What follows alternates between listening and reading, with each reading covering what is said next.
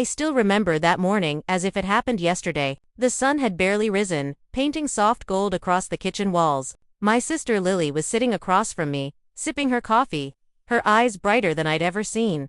We were two sisters against the world, or so I thought. After our parents passed, we promised each other we'd never let anything come between us. We worked hard, saved every penny, and dreamed of opening a small bakery together, a dream that kept us going through every storm.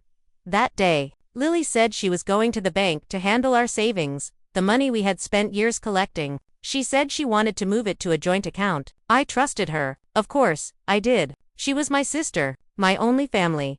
But that was the last day I saw her. When I went to the bank hours later, they told me the account had been emptied, every last dollar gone. I remember standing there, frozen, my heart pounding so loud I could barely hear the teller's words. I called her phone again and again. No answer. I went to her apartment, empty. Her clothes were gone. Her things were gone. Even the framed picture of us from our parents' anniversary was missing. Lily had vanished. The police called it a domestic dispute, said she had the right to take the money since we were co-signers. But to me, it wasn't about the money. It was the betrayal, the silence, the emptiness she left behind.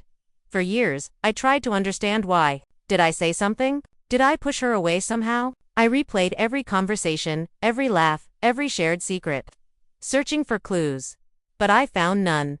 Time moved on, but my heart didn't. I stopped trusting people. I stopped dreaming. I poured myself into work, just to fill the hollow space she left behind. Then, 25 years later, one rainy evening, there was a knock on my door. And when I opened it, there stood a young woman, soaked, trembling with Lily's eyes. "My name is Clara," she whispered. "I'm your niece. My mother told me to find you. She left you something." And in her hand was a small, rusted key. I stared at the key, unable to speak. 1,000 emotions crashed inside me: confusion, anger, hope.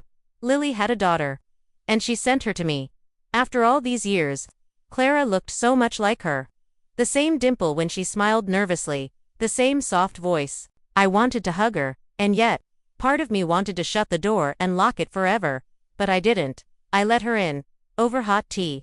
Clara told me she'd grown up hearing stories about me, her Aunt Rose, the sister her mother had wronged but loved deeply. She said Lily had passed away 2 months ago, and before she died, she handed Clara a small envelope with my name on it, and the key.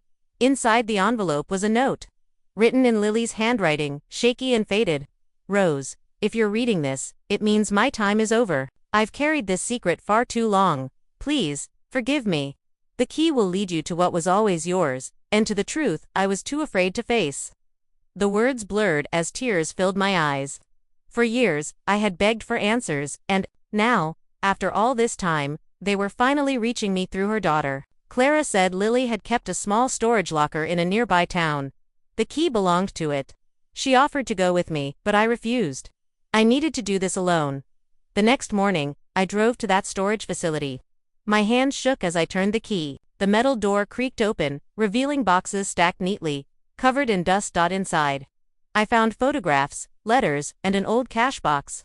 When I opened it, bundles of money, our money, stared back at me, yellowed and brittle from age. Every penny we had saved, but beside it was a diary. In those fragile pages, I found Lily's confession. She hadn't stolen the money for herself. She had been threatened. Her boyfriend at the time, Mark, had discovered our savings and demanded she take it. He said if she didn't, he'd hurt me. Lily took the money and ran, not to escape with him, but to protect me. She spent years hiding from him, always moving, always afraid he'd find us both. She never dared to contact me, afraid he might trace it back. My heart shattered all over again, but this time, not from betrayal, from guilt, from love I never realized she still had for me. She had sacrificed her life to keep me safe, and I had spent 25 years hating her for it. I sat in that cold storage room for hours, holding the diary against my chest, crying until I couldn't breathe. The woman I thought had destroyed me had been protecting me all along. I felt so small, so undeserving of the forgiveness she'd already given me. But in her final pages, Lily wrote something that changed everything. "Mark took more than money from us. He took our peace. If you ever find this, Rose, don't let him win." I didn't know what she meant until I found an old envelope tucked inside the diary. Inside were newspaper clippings, articles about fraud, About an old man recently arrested under a false identity. His name was different, but his face was unmistakable.